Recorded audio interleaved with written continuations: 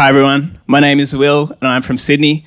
This podcast is for entertainment purposes only and does not replace your own financial, tax, legal or financial product advice. Hi, my name is Jenny. On behalf of My Millennial Money, I'd like to acknowledge the Gadigal people, the traditional custodians of the land on which we meet tonight.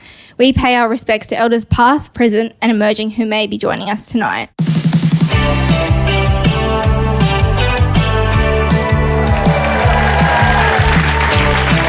Hello Australia, welcome to My Millennial Money. We are live in Sydney. We're at the last show of our national tour and we're here at the Crown Plaza in Sydney. Not the new Crown building that a few people thought. No, we're not that rich. We are having the best night tonight. It's the last stop of our tour. As part of... got a few hecklers out there. It's the last stop of the tour, but we can't do this podcast without our show partner, Tal. At Tal, that's T-A-L, assessing claims quickly and fairly is the most important thing they do. Tal's claims and health team takes personalised approach to recovery, making sure they understand your situation and the support you need. They work with your treating team, carer or employer to make things easier and connect you to support services that reflect your health needs and return to work goals where there is an option. For more information about Tal, click the link in the show notes, and thanks Tal for supporting My Millennial Money. Okay, let's get into it. Thanks to ING and BPay for supporting us on the tour. You'll hear more from ING and BPay later in the episode. But Sydney, are you guys ready to rock?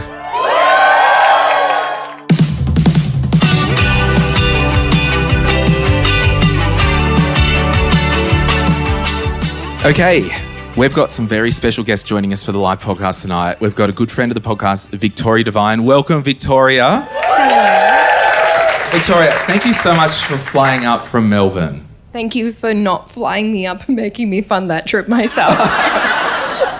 No worries. We actually did a show in your hometown last week. I was busy. I was really busy. Sorry. Yeah, so Victoria Devine from She's on the Monet, the French wine podcast. She's joining us. And Shelley Johnson from the My Millennial Career podcast. Welcome back to the show, Shell. Hey. You ready to give us all your financial wisdom, Shell? Zero financial wisdom, but let's talk about work. All right, love it. Our first question tonight is from Chuny Yao. And your question, Chuny. Tips to change your mindset. Like I have a steady income and emergency fund, but I struggle to spend money on myself and want to put every spare cent into savings and or investments instead.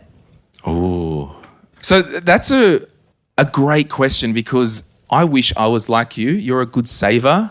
You're disciplined with your money clearly, but you got some what do I do? What do I do? So I wanted to ask Victoria, steady income Glen. and an emergency fund. Yeah, That's a good, solid financial foundation. So you're killing it in that area. What do you do for work? I work in events, so like conferencing and stuff. Oh, also, does this suck or is it all right? Yeah, there's things that change. Okay. All right. Looks like we've found our new event manager next year. So, Victoria, how do we change our mindset around money?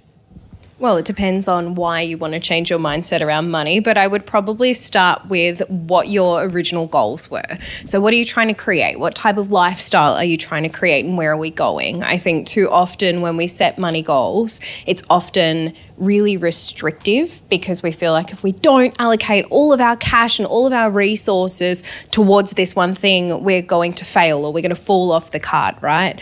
But it's actually not necessarily about the destination, it's about the journey. Like tomorrow is not promised, but it's more about, well, how can we budget it to actually have some level of flexibility, to actually achieve the things that we want to achieve and treat ourselves in a way that we find kind and respectful, because often restricting ourselves is not actually the kindest thing to do to ourselves. But if you're one of those people, which is very similar to me, where I just want to allocate everything to my investments, and then I'm like, no, I'm naughty if I want to go buy shoes or clothes, which I'm really good at, by the way, make sure that that's actually a line item in your budget. Make sure that treat yourself fund or splurge fund or whatever you want to call it is actually in the budget, and you're making sure that you're making use of that, because the more often that I see this, the more I see people allocating no money to it and then completely blowing out on one big thing later down the track because they're like, oh my gosh, I've been so restricted for so long and this isn't good at all. I'm just going to treat myself. And it's not the right way of going about things. It's like the pimple under the skin boiling away and then it just pops everywhere. Look, I would probably akin it to a diet. That Okay. they're not forever, right? Everyone has heard of diets. Everyone knows someone who's been on a diet. They're not able to be a full-time thing, right? But if we make a lifestyle change and we implement it for the long term, I think that's probably a healthier way of going about it. Can I ask, Junie, do you have any current financial goals? I eventually want to buy a bigger property. Yeah. So I'm in an apartment now and I'd like a villa. But yeah. I just think you do have that financial goal and you've got a good income. I always think we need to be giving some, saving some and spending some with our money. And like Victoria said, you have to, who is the saver here? Who's a saver? Yep. So you guys sometimes feel guilty when you spend money on yourself. I wish I was like you. I'm the opposite. I'm wild. But I would start by practicing and practicing small, even if it's $20 a week that you allocate. My reason for living with this $20 is to spend it on me and just practice, because I have to practice saving money. I'm really crap at saving money. But what I do, I turn it into investing. So that's a whole different thing. But Shell, you're really good at spending money. Yeah. So how have you set up your life? Because you've got the opposite problem that Junie has. Yeah, she bought $600 pants. Yeah, I did. And I'm not ashamed. No one's trying to shame you. No, I feel good about it. You know, well, do you know what I have done? What? The Glen James spending plan. Oh. Yeah, I've done the Glen James spending plan, and these aren't the pants that I spent the money on, by the way. Those are know other expensive ones? These are expensive, but not as they're about half the price. Sorry, I just could see people looking, and I'm thinking, I just want to clarify. Thank you, they are nice. They're from Age. So sorry about that segue. Back to the question. Glen James spending plan. It has changed my life because Sam, my husband, and I, we're both spenders. That's a problem. And the spending plan helped us because now we know what we can and can't spend. Yeah, and it's the whole guilt-free thing. But it's a great question. I really wanted to thank you for talking about that. I know we might not have helped that much, but it's a good thing to discuss because we have to always give some, save some, and spend some because you need financial blend and balance in your life. Because you think, if you just gave all your money away, you're not looking after future you and you're not enjoying yourself. If you just saved all your money, you're not being generous. You're all about accruing for me. It can be selfish. But likewise, the other side, if you spent it all on yourself and had the funnest life ever, you're not helping others. It's the opposite of like accruing for me in terms of a scarcity mindset. It's the opposite, and it's like the overindulging and enjoying money. So I just think it's about balance. So you've been listening to the podcast for a while? About a year. Yeah, so thanks for coming tonight and I appreciate it. Thank you. No worries. Give her a hand, everyone. So Victoria, you've got a book coming out in September. Tell us about that. Oh, this is putting me on the spot. I heard you wrote one about money as well. Mine's better. Yeah, I know. So my second book, Investing with She's on the Money, is coming out on the 20th of September. It's taking the, I guess, investing chapter from my original book and really extrapolating that out into how, not just what is investing, but like how to invest and what are the different asset classes and what are the different options. Should I go with direct shares or an ETF, or should I look at seeing a financial advisor, or is robo-advice for me, or what is the right answer for you? I mean, we don't write the answers down, but I do take you down a very detailed garden path to work that out yourself. So that's, the crux of the book, Glennie Awesome. James. Love it. So everyone, grab a copy of Investing with She's on the Money in September. Pre-order it. With Glen James's Amazon link. Yeah, I'll put an affiliate link in the show notes of this. Might as well make 40 cents off it. Yeah. Hey, you guys would do it. I know if you had how the you chance, work. So Yeah, exactly. Hey, there's a question here that it was an anonymous question in the Facebook group, and I just thought it was spicy. Tom, you're good at reading. Thank you. Can you read that? And confident too. Thank you. That Facebook paste thing there. Yeah. Hey, M3 community, specifically my Millennial Career podcast community. Just listen to today's episode and Don Price and have discovered my Okay, team. you got to maybe paraphrase or... Yeah, just add my own words. Yeah. Okay, yeah. And I have discovered my team leader is, in fact, a bad apple. There's a smiling face there. Any tips on calling people out for bad behaviour when you haven't called them out once over the past 2 years? It feels strange to start pulling them up on things like pessimism, calling others names behind their back, and racism, when they could have just turned around and say, that's never bothered you before. Any advice would be appreciated. Prayer hands. Thanks, Tom. Love your work. Okay, the long and the short, you found out that your boss sucks and you're like, oh, yeah, he does, because Shell and Em told me in the podcast that these are the things to look out for. What do you do if you wake up and you've like, oh, my gosh, my team leader or boss is, in fact, a bad apple? Yeah, I think there's a few things, and this is a really common problem. I'd like to know from the room, and if you're listening online, raise your hand. If you're walking to work, raise your hand. Who has had a bad boss? I reckon we're sitting at about 95% of the room, and everyone who's driving to work or walking, you're putting your hand up as well. It's a common problem, and it's something that if you haven't already encountered, you will encounter in your career, because a lot of people get into leadership roles and they're not maybe trained as to how to do them, or they lack the support or even desire to lead people, which is unfortunate, isn't it? But what we want to do is navigate this situation carefully, because if you want to stay in that job and you like the team that you're in, but maybe your boss isn't great, well, then the way you want to approach it is with, I guess, that sense of care and concern, as well as working out, ultimately, do you want to stay in this business? Because that's a question that you need to answer. But let's assume that this person wants to stay, so they want to stay in their job, but they've got to deal with this bad boss. So what do? Well, the first thing that they need to do, and this is the nerve-wracking part, they have to have a conversation. So let's say... Can I text it on Slack? Absolutely not. It's a conversation. So one of the things we often see is this sort of stuff happens over email. And I was talking with someone this morning and they said to me, I sent this 2-paragraph long email to someone about a concern that I had. And I immediately thought, if it's taking you more than, 10 minutes to craft the email, it's probably a conversation.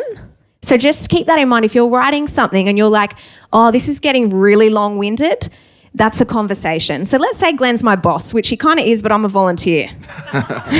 Okay, Glen. So Glen, I have discovered that Glen is indeed, a bad apple. It's probably true, but whatever.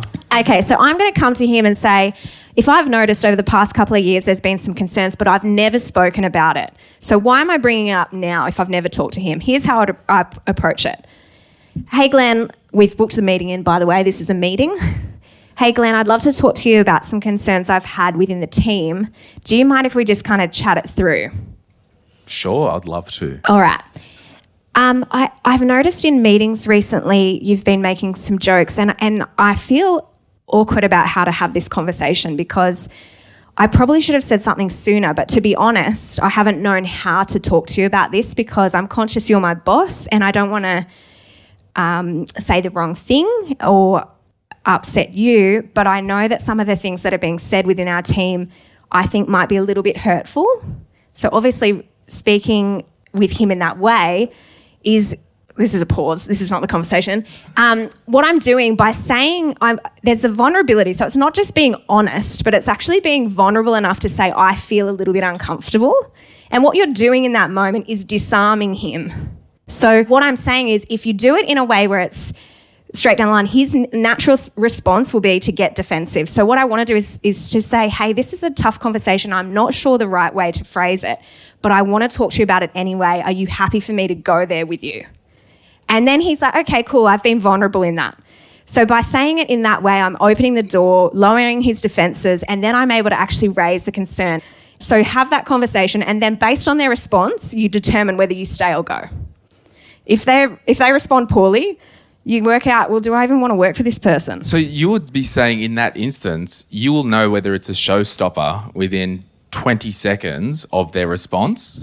Maybe not 20 seconds of their response, unless they respond really poorly. But Yeah. if they're like, yeah, no worries, I hear what you're saying, what you then want to test over time is there change? Yeah. If there's no change, then that's where you work out if you go. If they respond and they completely disregard what you've said, to me, if they're not self-aware or they're not open to change or feedback, that's a deal breaker for me. And it's okay to leave your current role. And it's the best environment to get a new job. And you're not a prisoner at your workplace. I know it feels like it sometimes, but it's okay to leave. Victoria, growing up in financial services and all that stuff, you've probably seen some crap. How have you dealt with that? Avoidance. Yeah. How did that go for you? Really well. Look where I am now. No, it's a hard conversation to have, right? Like, I've had terrible bosses. I've had bosses that have assumed that because I'm a financial advisor, but I'm female, my job's just to get the coffee. And I think that it's a sticky situation, but I think you've really got to weigh up your personal values and where you actually want to be at, because I don't actually want to work for a boss that's casually racist. No. I don't want to have anything to do with them. And, you know, if it's just a comment that they don't realise is casually racist, I think they'd meet you with some level of gratitude in a way to be like, oh my gosh, so sorry, Shelley. I had no idea that was a thing. Thank you so much for bringing it to my attention. But if they act any differently, I think to me that's a really big crimson flag that says I don't actually want to work here or have anything to do with that. And that's, you know, in theory, a really nice thing to say, but in reality, how many of us put up with absolute junk from bosses or comments that we're not that comfortable with because we're like, well, the idea of going and getting a new job is too much or too hard, or, you know, this is such a good opportunity for me. I feel like we justify it in a way and we give them some level of grace because they're in this leadership role and they must be under so much stress, right? Like, it's not their fault. I'm sure they're not like that. But in reality, I think we need to actually reevaluate where we want to be. And I think that that's something that thankfully I've always been pretty headstrong on, and I just don't put up with it. And that's a really privileged thing to be able to say and make career moves based on that. However, I think it's, you know, it's actually a really big red flag to me to go, all right, well, do you actually want to be working for them? Because there are a million other employers that would employ you and treat you properly and do the right thing and actually grow your career even more, because I guarantee if that's what your boss is like, other people in the industry see you that way too. That's interesting, being tarred with the same brush or whatever they call it. I don't know. Emily, co-host of My Millennial Career, do you have anything to add around the whole workplace awkward vibes if you need to put your foot down and be like, I'm out of here? I have so much to add, and I want to run the highlighter over so much of what you guys have already said. I guess a couple of thoughts that are coming to my mind as I'm going like, yes, yes, yes, is remember that, and I think it was Victoria, it was yourself, but it's like you might catch people unawares in bringing up some of this stuff. And so where Shell talks about this idea of treading somewhat lightly and opening up the conversation, I don't want us to lose our awareness of the fact that people are humans too. They might not realise that they've overstepped. And so some of the scripting I like is this idea of, hey, there's something I wanted to talk to you about, and, you know, use all of Shell's openers, but also this idea of, I just wanted to put this on the table for us to talk about. And I like this idea of on the table because it takes it away from I'm having this conversation with you, Tom, to I'm just going to put it here. Let's just talk about this thing that's here on the table. And I guess it kind of depersonalizes it in a way that perhaps makes it feel a little safer. I also wanted to add that maybe they might need some processing time. So the time that you have had to actually work yourself up to this place where you're willing to call a catch up, maybe in a safe environment. So it might be over a coffee, and then open that conversation. It's no different to any other personal relationship and a difficult conversation you're going to have. You've had that processing time. Allow them that as well. So perhaps you need to say to them, hey, I wanted to bring this up. I wanted to put this on the table. I wanted to just check in with you on this, on something I've noticed. We don't have to solve all the world's problems right now in this conversation. But if you're open to hearing me out, and then maybe we can catch up again once you've had a chance to think about it, I'd love to continue to talk to you about it. Yeah, awesome. That's awesome. You can catch My Millennial Career wherever you listen to your podcasts. Thank you, Emily. Thank you, Shell. Hey, no, you stay. You will stay. You will stay and have a party. Elijah was over here. All right, this is going to be a crocodile question. We should talk to our boss about that. Okay, next question from Elijah Frost. All right, so we are getting married in September and have about 100K. Woo! We're getting married to this one over here. We have about 100K in shared savings for a home deposit. We're struggling as to whether to have a baby now or hold off a bit longer until we purchase an apartment. Ooh. You're not going to make me answer this question about whether you should have a baby or not. Yeah. Holy moly. Over to you, Victoria. Babies are great. I don't have any, but they look real cute. Ask Phil Thompson, has a heap of them. He's collecting them. No, I think this is a really good question, but that's actually not one we can answer for you. I think you need to sit down and go, what do we actually want to do? I also think that this concept of agreeing to have a baby is one thing, but actually making it happen is a really different thing. Being a financial advisor, I work with a lot of clients who either struggle in this circumstance or find significant financial hurdles that happen along the way. So I think maybe even just sitting down and going, all right, if we did choose to have a baby now, what would the financial implications be? Would this put us behind when it comes to purchasing the dream home or having the wedding? What does that actually look like? How much does a baby cost? I did, let's plug my podcast. I did a whole podcast on what a baby costs in Australia for the first year of their life. It's a lot. It's a lot of money. How much is it? Oh, it's close to $15,000. Holy moly. Yeah. But that depends on so many circumstances, right? That $15,000 is based on you having absolutely no family support, no hand-me-downs, none of that stuff that a lot of people are surrounded by. It also is going to really depend on whether you go public or private, and those are all really personal decisions. But I'd actually sit down and do the numbers and go, all right, well, what does this look like? How does this work? What is it going to look like if we decide today that we really want to have a baby and it's not working and it's not going to happen? How long are we trying before we go and seek medical intervention? And in our area, what does that cost? Medical intervention in Australia can cost anywhere from $500 to $15,000 a round. So it's one of those things that you go, this is so unknown. Let's actually make it known and go, all right, well, what would this look like for us in our circumstance, in our area? But I'm a very big fan of Glen James and getting your financial house in order before doing things. And I would be a pretty strong advocate for going, all right, let's achieve some big financial goals so that we feel really stable and have our financial house set up. But again, no one can make that decision for you. That's so personal. Shell, help. Yeah, Shell, you've got kids. Two babies. One's turning 5 on Sunday. And Bowie, he's 18 months. So I think we were really fortunate, and we didn't have any money saved either. Spender.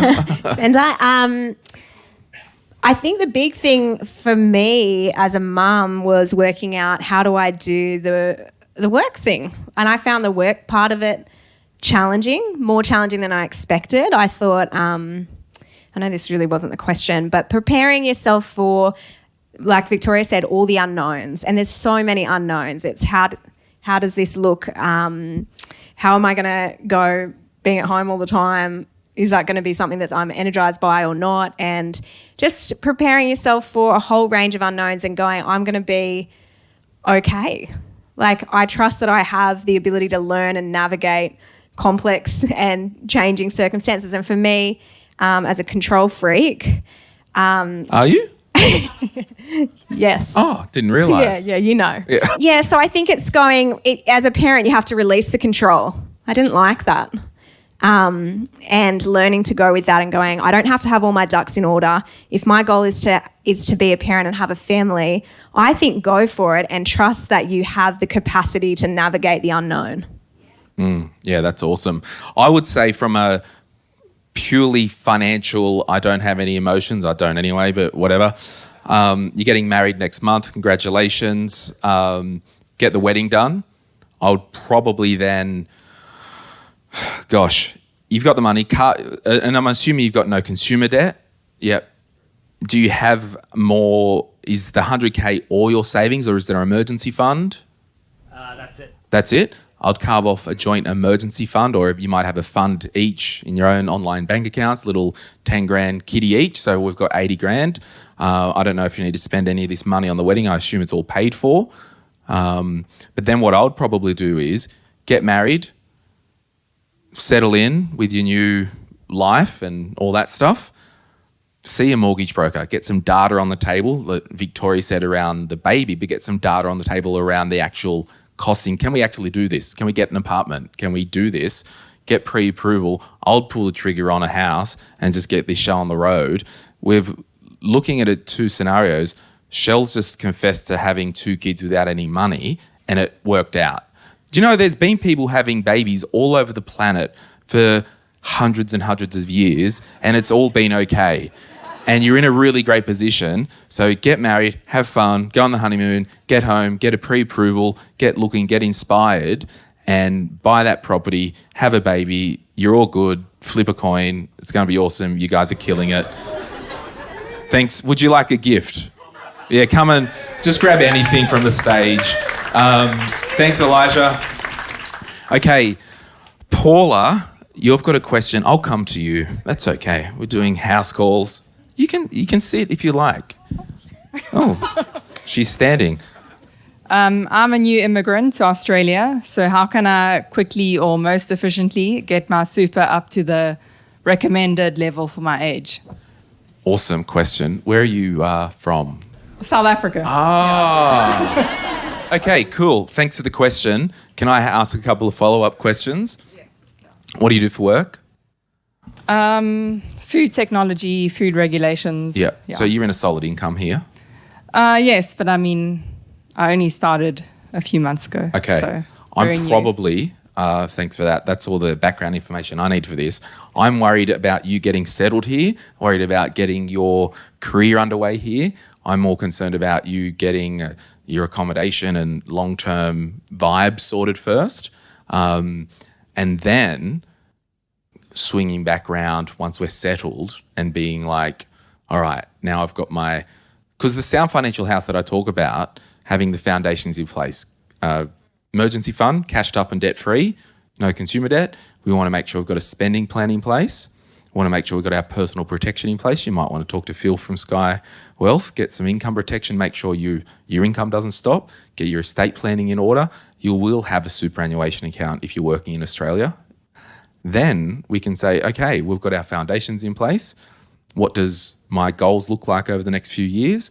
I'm probably more focused on building your life than swinging back around with our budget and our spending plan and going, okay, I've got X amount left over per pay, per fortnight.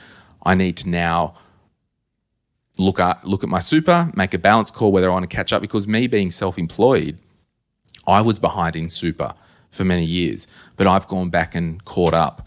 Now, Victoria, what would you say from a financial advisor's point of view? From my perspective, I actually have a follow-up question. Are you planning to retire here? I mean, obviously that's like many years. Yeah. But I mean, my partner's Aussie, so... Yeah, look, I think it's really about your wider financial goals. Like super in Australia is arguably the closest thing that we will get to a tax haven, right? Everyone looks at it and goes, great, 15% tax rate, obviously up to a certain cap. That's really sexy. We love that. However, the one limit on super is your age of preservation, right? The age that you're actually able to access that superannuation. And it's going to depend on your goals and your values and what you want to achieve. As someone who's very similar to Glenn in that I was behind and I have now caught up because I was self-employed, I didn't catch up because I was like, oh my gosh, yes, super is the OG thing that I'm working towards and I really want to load it. My working toward financial freedom looks a lot like retiring before the age of 50 in a perfect world, if all this she's on the money stuff works out for me.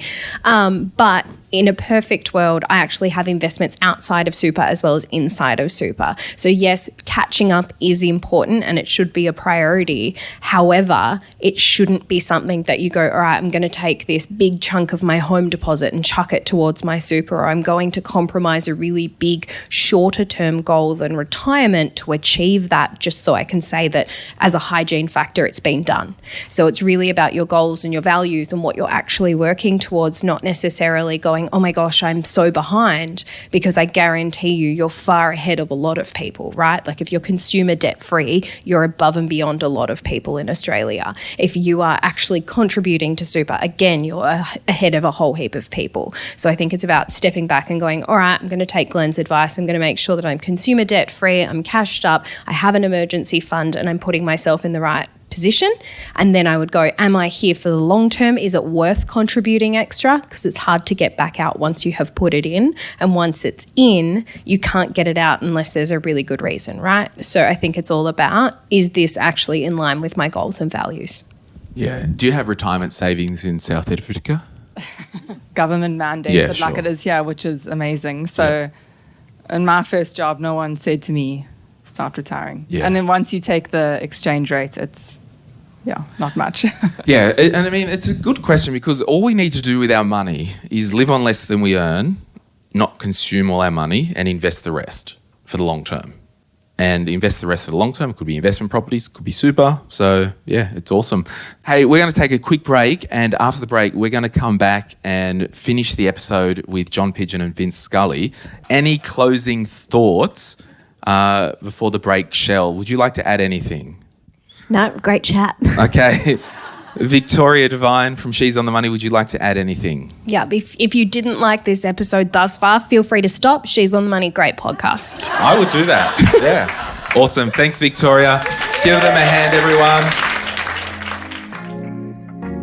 I really want to thank ING and BPay for getting behind our national tour. We honestly could not do it without them. Now, if you refinance your home loan with ING, you could save a heap.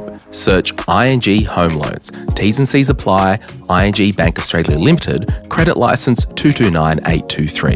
To stay in control of your bill payments, use BPay. With BPay, you can pay your bills from the security of your online banking, choose which account to pay the bills, and even schedule payments for a time that suits you better. Say, after payday. Scheduled payments are subject to systems and funds availability. BPay. See the PDS for further information.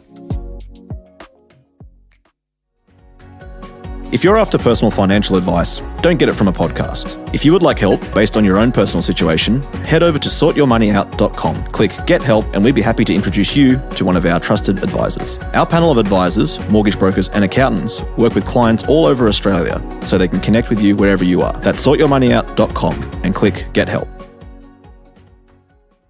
Okay, we're back. I've got John Pidgeon from My Millennial Property. John, welcome to the show, the live show. Thank you, Glen. Pleasure to be here. Thanks for being here. And Vince Scully from Life Sherpa, regular pest on the podcast. He does our Campfire Chat deep dive episodes.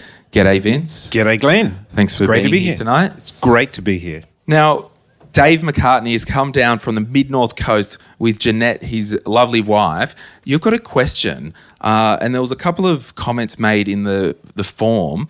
Best way to plan for retirement in your 50s. And now, there are some people in the room who aren't in their 50s, but there's listeners all over Australia in their 50s and 60s. And this stuff, why I want to talk about it with Vince and John and Dave, is because we can learn stuff now and implement. So when we are 50, we're not asking these questions. And I'd say to Dave, before I kind of read these comments, that we have people in their 60s and 70s who are asking, oh, what could I have done in my 50s? So we can all learn from all ages.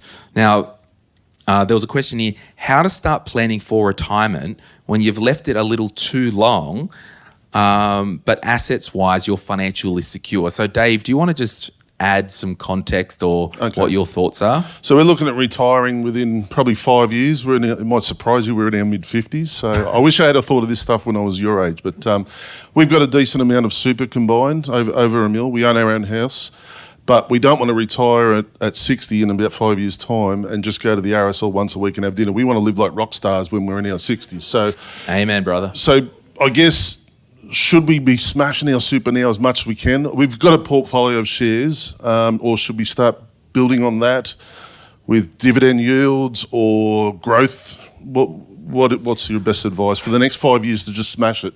So, Vince, before you were doing online financial advice, you actually looked after a lot of pre-retirees in your business. I did, and I even retired in my 50s. Really? And you didn't like it? No. Right. So you've come across... It's not all it's cracked up to be, you know. Yeah. So how would you address this situation?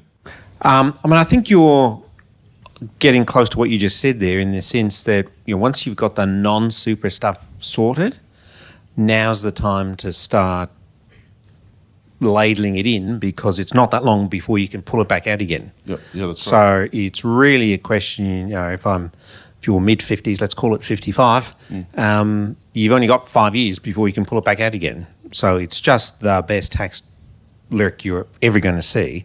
So I'd be maxing that out. Okay. And so you and your wife can put in $27,500 a year and get a tax deduction for it. So assuming you're paying more than 19% tax, that's an obviously good thing. But I would say to anyone before you retire, having tried it twice and failed, that it's about understanding what enough is. That, I talk to a lot of people in their 20s who go, I want to retire at 30 or I want to retire at 40. And the real thing to get your head around is, well, what are you retiring to? So you talked about the RSL not being what you want to retire to. Yeah. We still want to travel and do a few things in our retirement. So once you can move from retiring from, like, I don't like my job, I don't want to do this anymore, to I want to retire to, what is it I want to do? And that's the point at which it starts becoming real. And then the other two pieces too, I said there's three things that make up enough. It's not just a number. So it's about enough money to sleep at night, enough purpose to get up in the morning, and enough joy to sustain you through the day. And once you've worked out what those three enoughs are, that's the point you can do it. Yeah.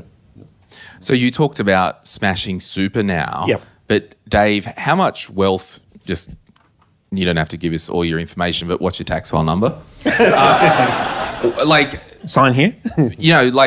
Do you have significant wealth outside other than your home or your super? You said you had a share portfolio. Yeah, just over 100 grand in shares. So they're not a massive amount, but I've only just started getting into it in the last few years. I wish I started when I was these people's age.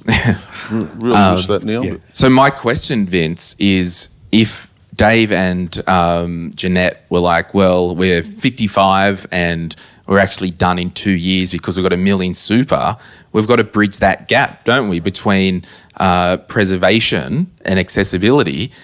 And this is why we might need to put you in touch with a financial advisor just to run some numbers, because it's all good using the tax haven, but as we know in money, right, there's a financial decision and there's a money decision. Financial decision says that it's better to put money in super, but a financial decision is, well, I need money to live off.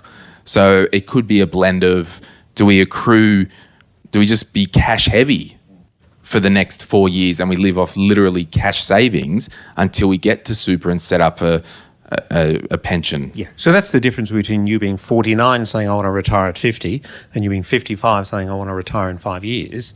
So 5 years you now can start taking the money out of super. But if you want to retire at 50 or 55, you've got to say, well, how do I get to 60 before I can tap into that pool of money? What's the house worth? 1.2 thereabouts. Yeah. And you're happy to, is it a freehold 4-bedder thing, or is it 5 bedrooms on acreage up at Foster in mid North Coast. And you're happy there to stay for? Yeah, we'll probably stay there for. Do you have kids, Dave? We got 5 between us, so life goes on when you have kids. It was the gentleman there. Yeah, okay. Any advice to our earlier question? You know what? Kids cost money. Victoria was right. Kids cost money, but It happens. Everyone, most people have kids, and we all, like you said, we all survive it. Yeah. It's just part of life. So, okay. So but are they adults? You got them off your hands? Yeah, we got 4 grandkids now. So. Oh, wow. One last week, or one's 2 weeks old now. So, yeah. Wow. A little kid factory. I get to meet her on Sunday. Yeah. So we know, and this is the cool thing about financial advice. And if I ever got back into financial advice, I would do pre-retiree stuff because I think it's the most fun. Mm. And we know that we can't cut the property in half because you want to stay there for a couple of years. So now we've got some real strategy. How do we, and I would imagine it might come down to, can we do something like if the job, what do you do for work? We're both cops. We're good cops. Oh, yeah. I've heard that before, mate. Are you packing? Can we, this is the cool thing, can we both go down to part-time and semi-retire for the next 5 years? I don't know. Like, these are considerations. John, you're as old as time. What would you say from your experience? If we talk too much longer, Vince is going to need a shave. But I think I would say... I had one 3 hours ago. I did. I look at retirement age and then I look at, well, what's the average person live to? Like, Dave looks like he's a fit guy.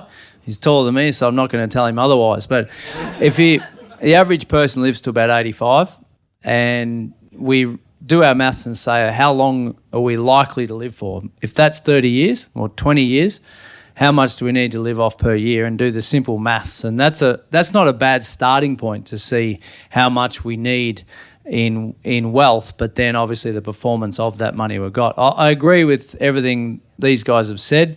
I think it's we need to stay cash heavy, and we don't need to go anything high risk at your age when we're looking 5 years to retirement. So you've got this fascination for shares lately. Don't go too crazy with that. Don't go overconfident and say, well, I've had some good wins here, I'm going to just go all in here. We don't want to. I mean, your point about age and how long you're going to live is a really good one. If you take a couple aged 65 today, there's a 1 in 20 chance that one or other of you will make it to 100. Jeanette, well, her family lives to 100, not mine. There you go. So 65 to 100 is a long time. It's almost as long as you've been working. The other thing that wasn't in the fine print, but I found out during the break, is that we can carve something off this land in Foster. Am I right? We've done that. We've subdivided. We had 2.5 acres. We've sold off an acre. Have you already sold it all and cashed in on that? Well, it was meant to settle on Thursday. The buyers, there's a problem. It's going to settle in 10 days' time. Okay, so you factor that into your situation right now. So how much how much will you get from that sale? We'll get about 250. Yeah. If we sold it today, probably get about 350. But we sold it a year ago. Right. Yeah. And are you one of the lucky ones that's still in the defined benefit police pension? No, I'm post-dated. No, you missed that one. Yeah, I missed that one. Yeah. Look, I think do you have a financial advisor? No, but we're going to do this. Jeanette's the one that follows you guys on podcasts. She's got me into it, and it's... Yeah, he's a dragon. He doesn't even know what he's in. I'm really enjoying this. Yes. Actually, there's a book that I got sent. It's called The Money Sandwich, A Complete Guide to Money, Family and Freedom by Mark Bynum. He's a colleague of mine. It's the sandwich between adult kids and aging parents and seeking financial freedom, ? So it is about your generation and money, so you can have that gift. Thank you.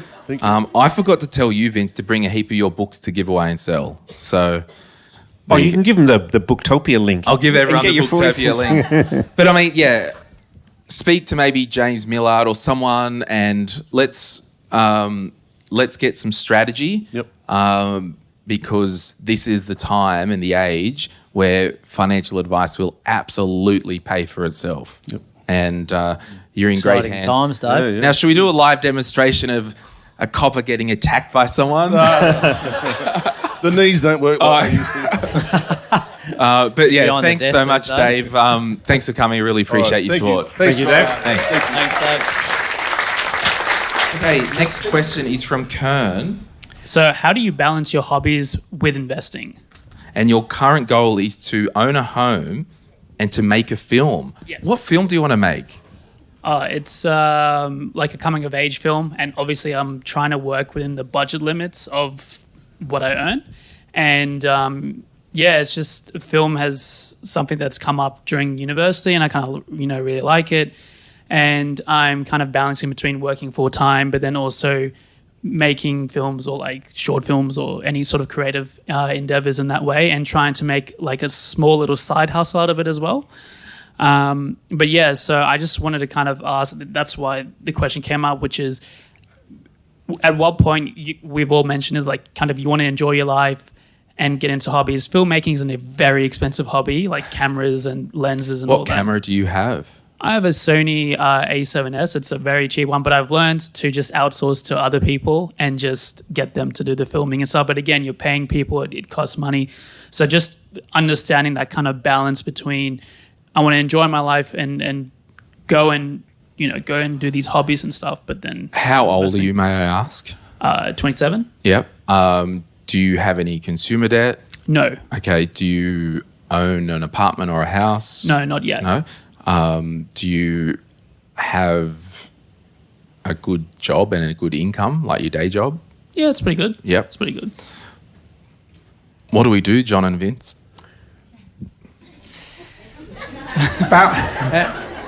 Balance is the watchword here, and it's a question of what do you want more.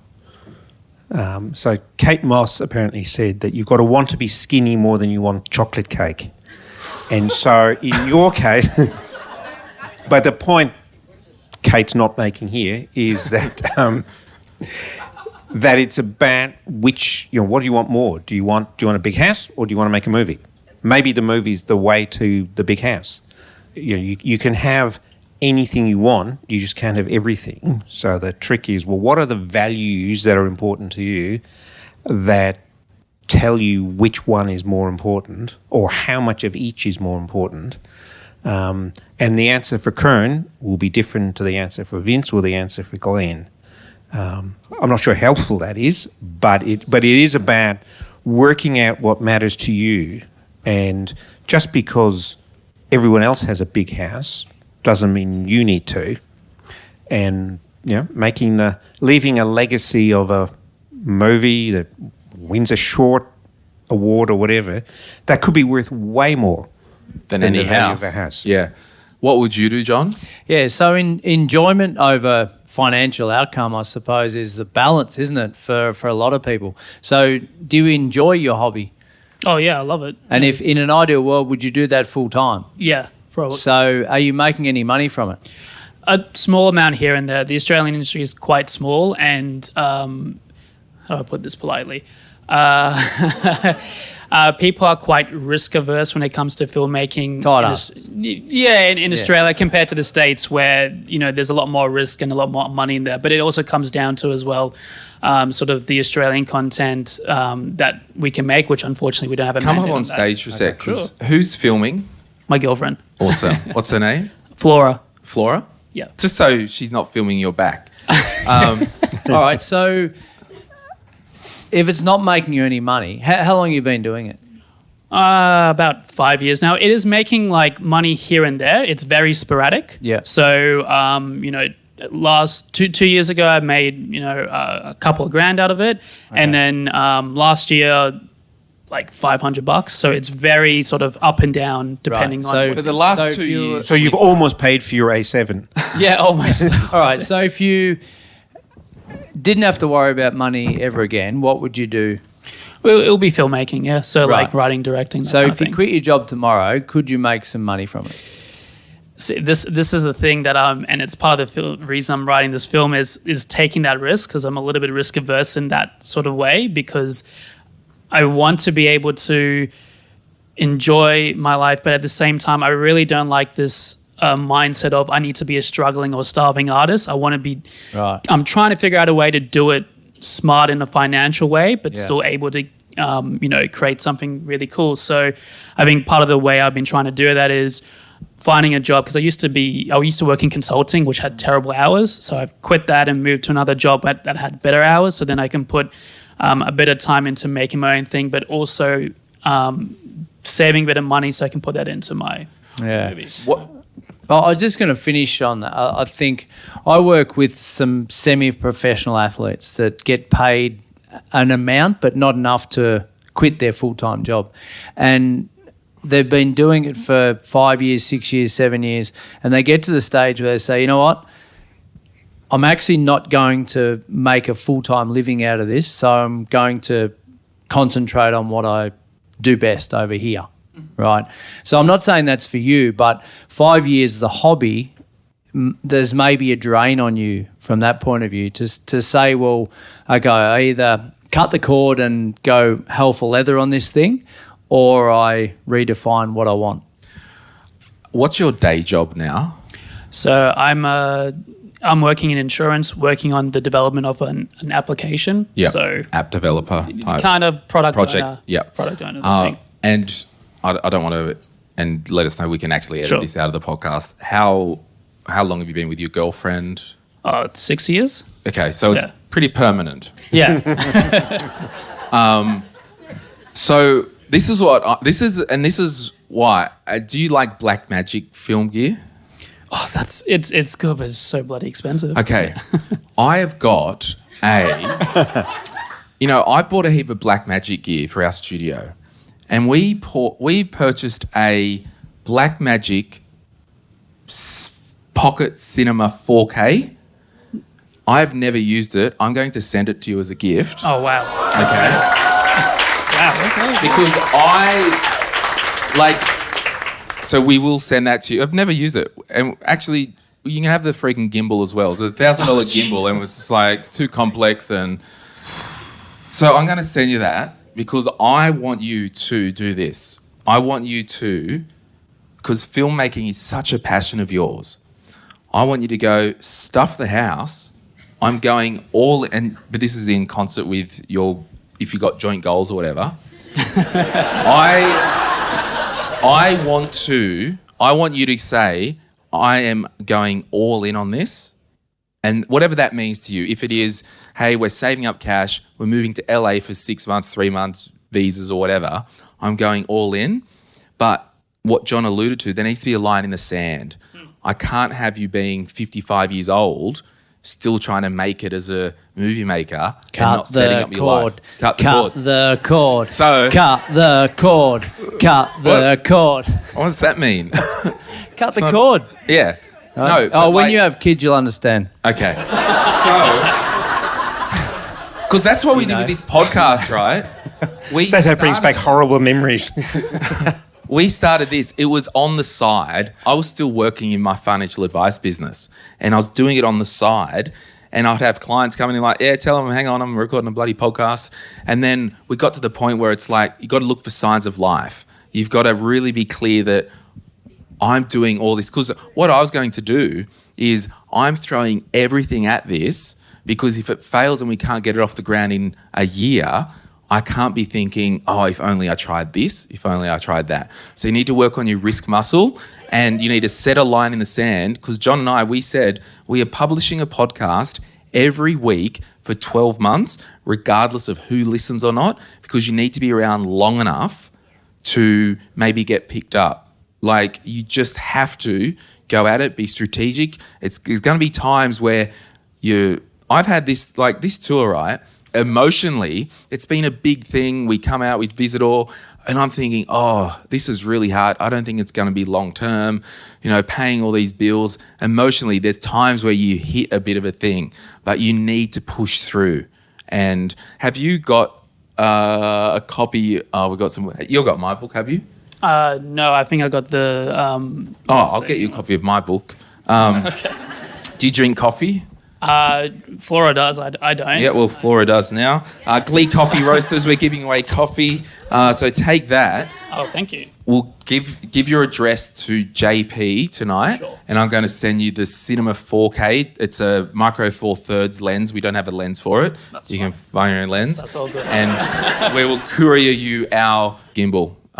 So it's serious gear. That's just a bit of from one creator to another who's transitioned.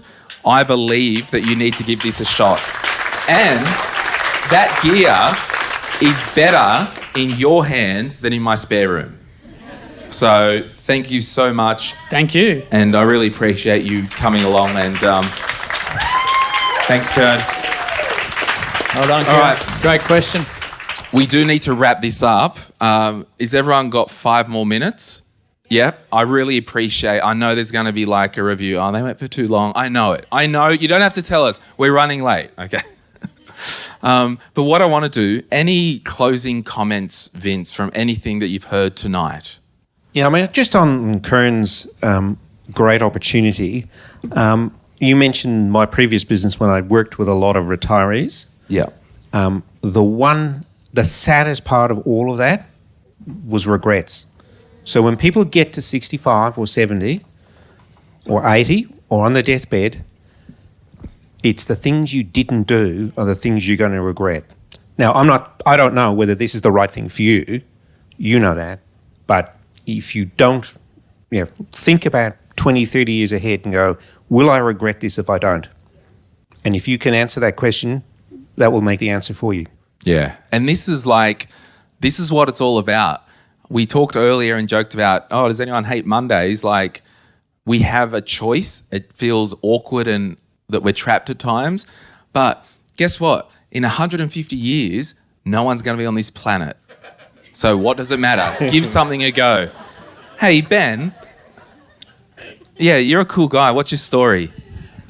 My story? Yeah. Ask me a question. What do you do for work? My millennial full-time follower. Awesome. How much you had to drink tonight? Enough. Yeah. Exactly. So what do you do? No, I'm a SaaS account manager. Yeah, sweet. And how long have you been in that IT world? It's been about, give or take, 10 years. Wow, so you've seen it all. Seen a bit. Yeah. Well, thanks for coming. I just want to say hi. No, cheers, guys. Actually, do you mind if I take a moment? Take 2, whatever. Cool. Nah, Glenn, John, the way you guys have really built the community, I think is a fantastic thing. Thank you. Time out. Glenn was on Mark Burris a while ago. Yeah, a couple of months. But he really wanted to make the point to Mark that he wanted to make financial conversations with the millennial generation something cool. I think you've done that. Yeah. Just kidding. No. Thanks so much, guys. The conversation tonight has been fantastic, so thanks very much for having us. Yeah, no worries. Thank you, Ben. No worries. Thank you, mate. John, any final comments? Oh, look, they're probably not as detailed as Vince's there before, but I think more so from the journey itself, the tour from start to finish in the last, whatever it was, two months, I suppose.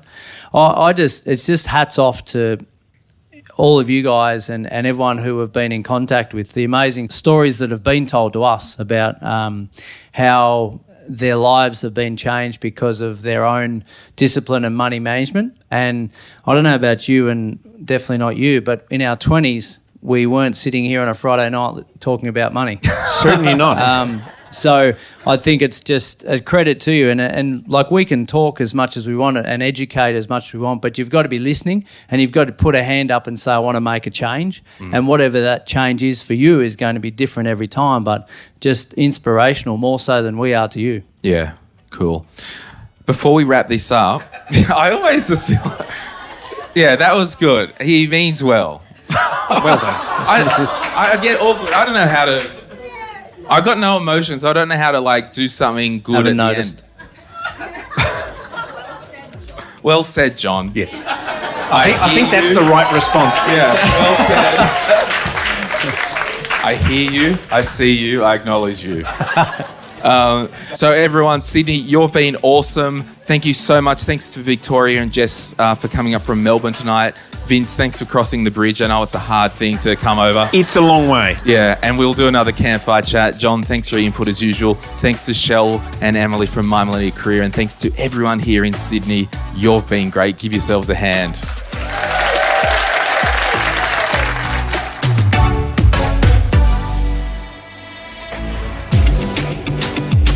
We acknowledge the Awabakal people, traditional custodians of the land on which our studio sits, and pay respects to their elders past, present and emerging. We extend that respect to Aboriginal and Torres Strait Islander peoples who may listen to our podcast. My Millennial Money supports a variety of charities, and we encourage you to consider giving as part of your overall financial strategy. If you would like some giving options, or if you're unsure about which charity you can support, head to mymillennial.money/charities for more info.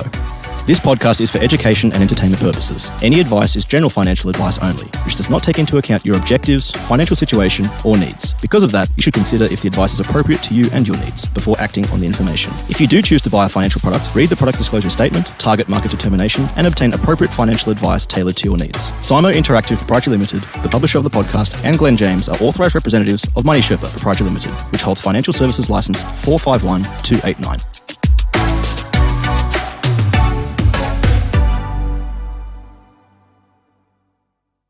All right. So, as you know, this is the last night of our national tour in Sydney. We've been to every state except Darwin.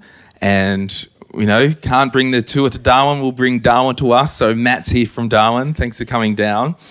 But I'd like to say a few thank yous. I'd firstly like to thank everyone who came to one of our live events all around Australia. It's been some of the best times meeting you and hearing how you've turned your financial lives around. Many of you thanked John and myself for all that we have done, but it was actually you. We just guided you and encouraged you. I appreciate your financial investment into our events, our online products, and anything else we do, and when we ask for your hard-earned money, which is not often, but when we do, we'll take it. You support 6 full-time jobs, so thank you. Our first live event was... Here's some photos on the screen. This was our first event in Sydney in 2019. It was just wild. I took my own little PA system and there was about 30 people in this little room, and there's a dude here tonight who was there. What up, Sol? I'm not going to embarrass you, but... we've come a long way. So thank you so much. Thank you to those who have come back to a second or a third time. I'm getting to know so many people around Australia, and that's amazing. Such as, and these people, I'd like to say they're friends. Don't always get to hang out with your friends, but I'm getting to meet cool people like Ella from Brisbane. Thanks for coming down. Sophie from Sydney. Thanks for coming. Hannah from Perth. Lockie and Lucy from Tasmania. Matt from Darwin. Daniel from Adelaide. You're all like such good quality people, and I thank you for your ongoing support. John, thank you for doing the My Millennial Money Masterclass, like the property one, and just thanks for being chill. Like, we just tell John, you need to be here at this time, whatever. So thanks so much for going with it. We appreciate you. Now, give him a hand. I would like to get Nathan and my team up because I want to show you the faces that make this happen. So Rach, JP, and Nathan, come up. While they're coming up, I want to thank all our show hosts, Emily Wallace, Shelley, Emily Owen, Dev, Fabs, all the show hosts. My Millennial Health, I think, is coming back soon. But this is our awesome team, and these guys rock. And I've just prepared a couple of things. So JP, she did everything. Lots of hours, lots of changed flights, lots of ticketing issues, coordinating with the venues, arranging every single part of the tour since we started planning this in December. She's like the tour gaff tape. She just holds it together. She works more hours than you would ever imagine. She's bold, she gets things done, and she doesn't put up with crap and makes hard calls when needed. So give JP a hand. She's killed it. Rachel Chow, the check-in queen. She's been the face of every event and to all our attendees, and you just do it so well. She has coordinated all the production stuff. She's diligent, she's hardworking, and shows excellence in everything she does. She's ensured all the other shows have been business as usual while we've been travelling. She's the most kind-hearted person you'll ever meet, and I'm so thankful to have you in our team. So thanks, Rach.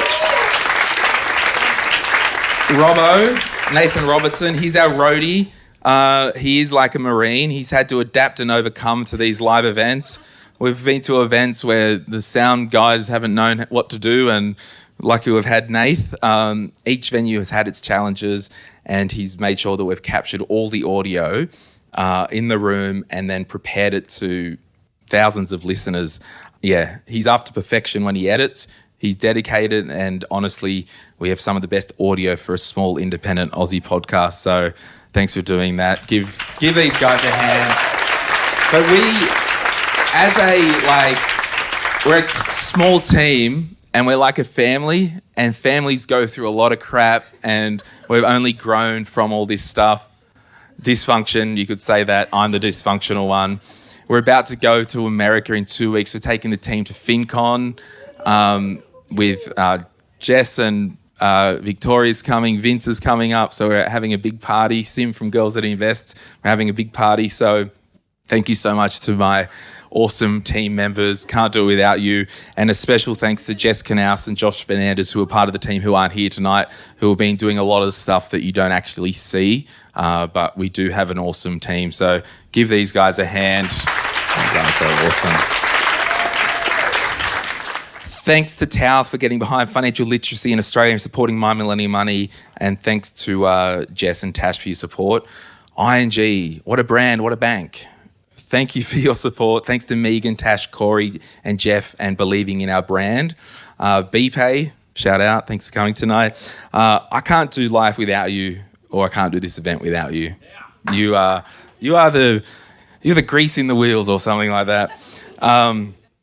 A special thanks to Emily Vella, who isn't here tonight, and for supporting the podcast for many years.